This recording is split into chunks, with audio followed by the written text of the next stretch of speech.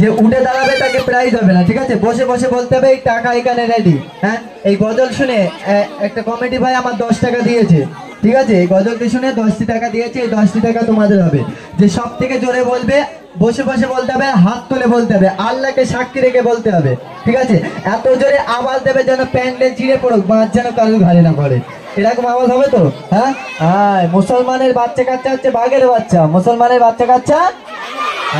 তাহলে তোমরা কিসের বাচ্চা? এরাও বাঘের বাচ্চা। আর তোরা যদি বাঘের বাচ্চা তাহলে মানুষের বাচ্চা কারা? হ্যাঁ, তোরা যদি বাঘের বাচ্চা তাহলে মানুষের বাচ্চা কারা হবে? হ্যাঁ, আওয়াজটা হবে বাঘের মতো, ঠিক আছে? আওয়াজটা হবে বাঘের মতো, ঠিক আছে? শেষচন্দ্র পরিবেশন করছে, ঠিক আছে? কার কত গলার জোর আজকে প্রমাণ হয়ে যাবে। তো আসুন, প্রিয় কবিকে লিখছে, মনোযোগ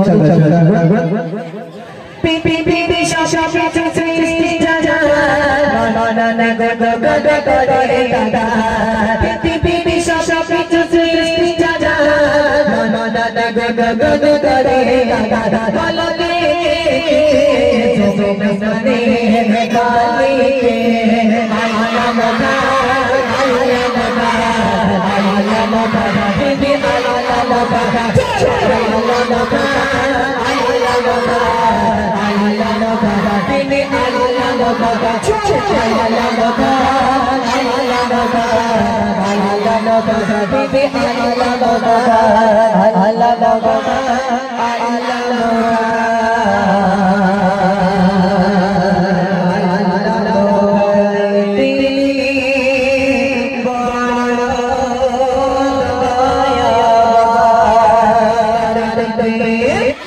আর একটু জোরে দাও না